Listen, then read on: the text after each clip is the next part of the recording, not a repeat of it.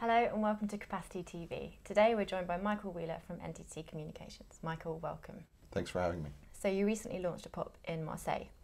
Why that location and what customers do you expect as a result? Marseille was an important location because of all the undersea cable connectivity that goes into that marketplace.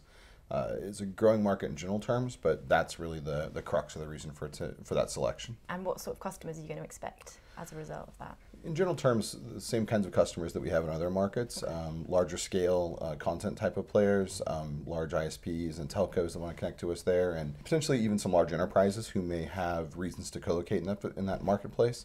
So any of the same types of customers that we've historically had. Where else is NTT looking for future expansions of your IP network? We try to be opportunistic with our approach to new markets. We certainly always build a business case to justify the expense and the investment in that given market.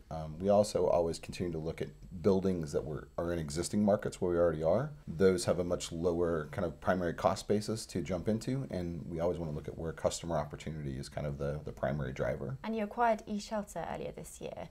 How does that fit into NTT's strategy? eShelter was an important acquisition, particularly in Europe in general, but even the German market in specific location. It fits in the strategy in the sense that we are continuing to grow out our data center business on a global level. We've done a number of acquisitions of data center providers over the years, including Raging Wire, Gyron, NetMagic, a few others, and it's a part of that overall strategy to make sure we have data center and network opportunities for customers in various spots around the world. And can we expect more acquisitions from NTT in the next few months or years?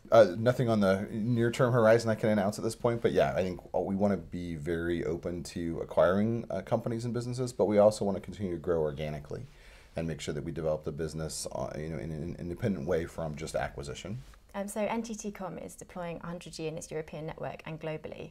Are customers replacing their 10G ports and adding capacity? So what we've been seeing is really two types of customer adoption with 100 gig ports. We've either been seeing net new customers who hadn't been customers but starting at the 100 gig level. I think we're one of the few operators that have been offering that port type to customers for over a year now.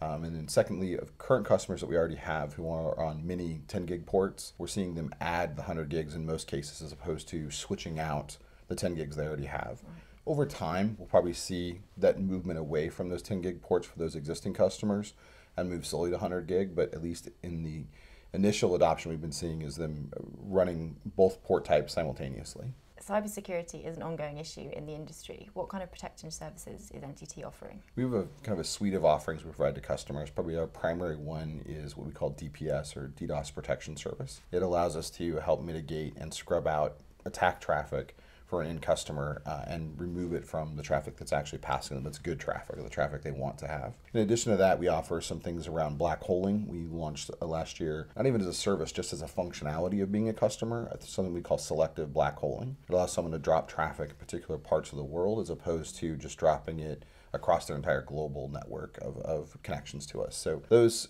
feature sets as well as product offerings are kind of how we provide that service for a customer. So moving on to content.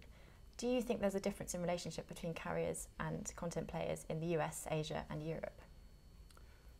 Yes and no. What we see from our customers, most of the content customers that we have are customers in all three of those regions, and in some cases even in Latin America as well. So the relationship between us and those types of customers is somewhat the same, and in many ways I think beneficial because we can provide them the same type of services throughout the world. I think that there are some regional specific content players, and their relationship with us can be different, as well as their relationship with their usually language specific customers. And so there is some difference in that regard, but for more of the traditional global players, the largest type of content players, the relationships are very similar from one part of the world to the other.